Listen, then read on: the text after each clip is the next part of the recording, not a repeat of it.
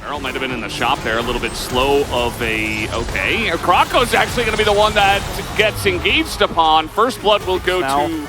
This is a scary moment. And Josik just going to try to start this fight. The Nautilus not that tanky at this moment in time. He is really trying to bait this one in as, yes, that is the kill. Handed over to Zeka. And now the Frozen Thrall is coming out here. Liv Sandbox still considering fighting, which I'm not so sure about. They did get a couple of members low, but... down there, that lane is over. Uh-oh. Closer coming in with this team looking for this one as Pyosik still has flash, but it's a 3v2 in favor of Liv Sandbox. Zeka gonna ult himself up, has his flash, elects not to use it this time around. As Pyosik gonna miss the Sonic Wave now, he's gonna have to get out of here. Has the Rift Herald, doesn't have a ward he can hop to because of that. Meanwhile, on the top side, looks like that Ignite was used, and so... Again has to flash as well. He flashed here, and with his wave, I don't think he should be able, it looks like, here to even things up. That is a juicy Nami just out there looking to bait this one. Prince gets a ultimate off, but not before the Nautilus goes down.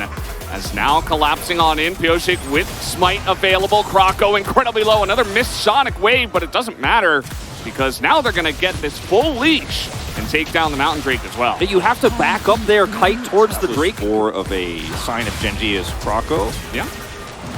Do agree. Beryl is not in a great spot. Looks like he is free fish food here as Prince is going to pick up that kill. Get that shield bow on. And there is a Krako coming down to the bottom side as well as Deft is really trying to make this work though. He's going to kill Prince just like that. They say, no, we're just going to handle this, Lucian, no biggie. And this to be a one-for-one trade here for them with this Wukong, obviously. And is this going to be a Deft culling here? And then, unfortunately, they don't wait for Kyle to actually get a really nice engage. I guess he does ult here, but he doesn't hit a hook, he doesn't get a root, and then Deft just plays Ring Around the Rosy. He's doing some outcode gaming. Lanes more, whereas Dove has been trying to turn fight, trying to be proactive, hasn't come up with anything.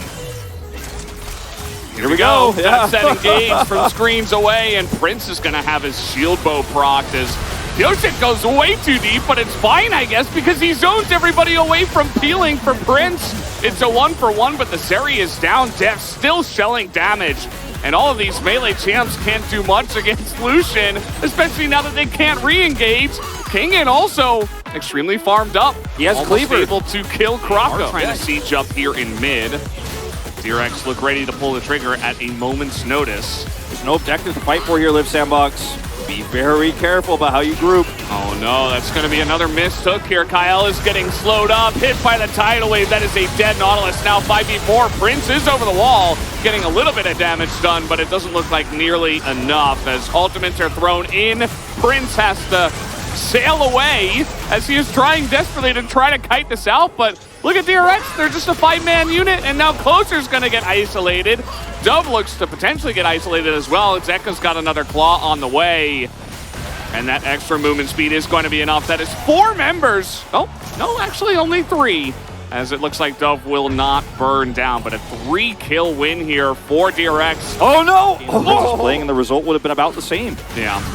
King in here, no flash, but he is still incredibly confident, but he's got everybody from Liv Sandbox on his back here. As DRX, they do provide a front line for death, but not nearly enough as Pyosik's also going to go down. They're feeding extra kills into the Azir and the Zeri. This composition for DRX needs to be grouped. It needs to fight together. It is not strong in skirmishes like this. They're just getting picked piece by piece. Looks like Zeka will get out here. Uh-oh. You gotta be careful about just kind of dilly-dallying in front of a Lucian. As Deft is desperately trying to stop this push from happening. Third item online. As yeah, this is Kingen just trying to fight for an angle here. He doesn't actually have, he's not like sweeping or anything like that. He's just trying to trade in the neutral to get his Narbar to look for a hard engage and a turn. But not everybody is grouped up here for DRX. They don't have their Lissandra at all. Liv Sandbox identified this very quickly and forced the fight. Really well done for them. Still, they're going to here comes the rest. The Hextech Gate's going to help out a lot with this as DRX. They might just go for a flip. Krako is right over the wall here. You got to be careful about this engage potential from Liv Sandbox. As in they go. It is going to go the way of Pyosik, though. Megadar is timing out at the same time. Culling gets huge value onto Krako. as Kyle kind of goes in alone, and now ultimated up his closer into the bubble. In goes Pioshik. They can't kill him though, as Blessing it is death straight into Prince's open arms. And down he will go. They are feeding kills over to Live Sandbox. DRX cannot get out of here either. As Pioshik and Zeka, they are actually going to 3v1 Dove, who is trying to keep them alive and around. As Krako going to dodge, Prince is just shooting fish in a barrel here, able to cleanse off the exhaust. Double kill extra for him, make it a triple. And Prince is online. It is official. Yeah, you know, we always talk about the Zeri moment, and we'll certify it right here. Angle here, but we should be able to burst Krako down and then kite back, and without the Wukong, we'll win this fight. But Deft gets so far away from this really nice engage from Pioshik and Zeka because he's really worried that he's going to be blown up. So he's actually not there when that damage is needed so desperately. I think this fight was so close to being won for DRX. As you could see in the end of it, they still actually, in this scrappy skirmish, just barely almost win it. Like, this could have gone either way, to be totally honest. So of course, Beryl doesn't have his ult, doesn't have exhaust here. But I think DRX's Baron call there was not wrong per se, but in the execution of how they tried to turn. It's risky. It was risky, it was unnecessary, because if you win that Baron fight, you win the game. But if you lose it, Live Sandbox are back in the driver's seat, you know, for the first time in about 10 minutes here, really. Yeah. I think it also gets the wolf stamp of greedy, you know? That's, I think that was actually, in this case, a little bit greedy. Like, you didn't have to do that. And now you're kind of running out of time here as Pioshik gets on top of Closer, who does not have Flash, who's going to have to shuffle his way out of this one. A extremely low Azir. Going to set up the Sun Disc and attempt to disengage. Now, you know, imagine that Live Sandbox got the Baron. Yeah. Which they easily could have because it was a risky kind of flippy situation if, you know, the smite goes the way of Krako. Not going to be the case, so they don't quite have the pushing power. Okay, this is a very scary fight to try to take without Closer. He does have teleport, of course.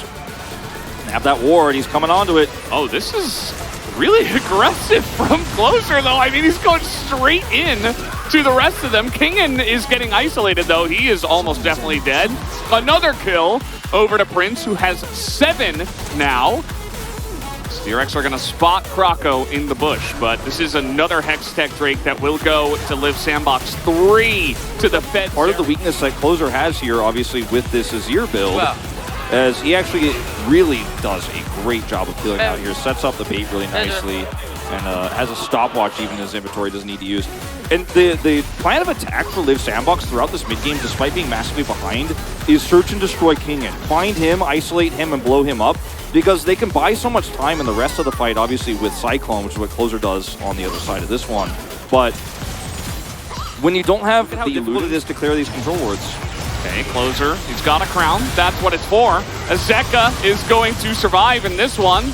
They attempt to set up and engage. It's a little bit lackluster. Kyle's able to frontline as now Prince, with that ultimate, is just getting on in there. Nice kick from Pioshik, but it's a little bit too little too late. They're able to just bully their way through this turret. Closer looking for whatever that was, but it is going to select the kill onto Beryl, and that might just be the end of the game. Live Sandbox, they take a couple of fights, and they are looking to take Baron. Right back to Baron. Look, the respawns are coming through. Zeka's up in 30. You know, that's a very long timer, but Deft is up. You know, Kingen's still alive, can get an R-bar. Kind of risky to try to force anything else here. Notice that both inhibitor turrets elsewise are still up, so you're not trying to just break through there and push minions through. They have no wave. So they're just going to go over here and kill this Baron on spawn, clearing that vision.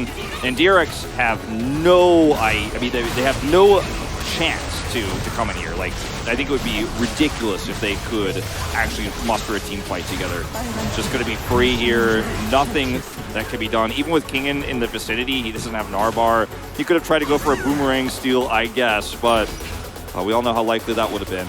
I mean, this is just Closer pulling the aggro once again, shuffling back, gets ulted by Lusandra, which I think is a huge mistake from Zeka.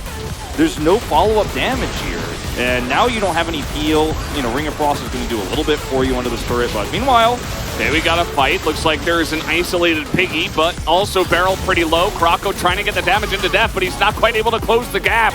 As stopwatch is going to be used here. as well as the GA, but it's just Kroko buying time again. It's what Yoshik did early on in the game, but actually it's just Kroko this time around, as here comes Zeri.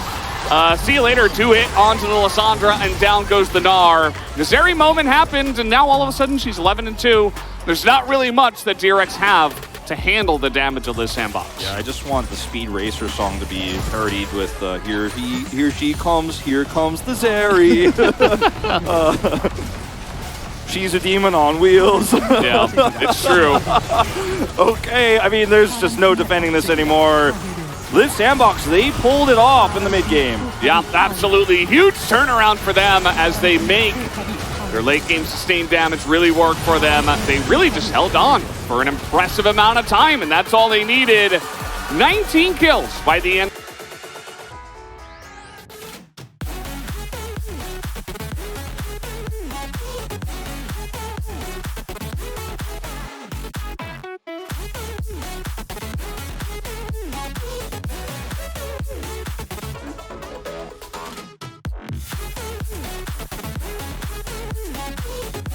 뭔데 여기 너무 멀어. 근데 나 이거 이길 것 같은데? 이길 것 같아. 이길 것 같아. 길게 해봐.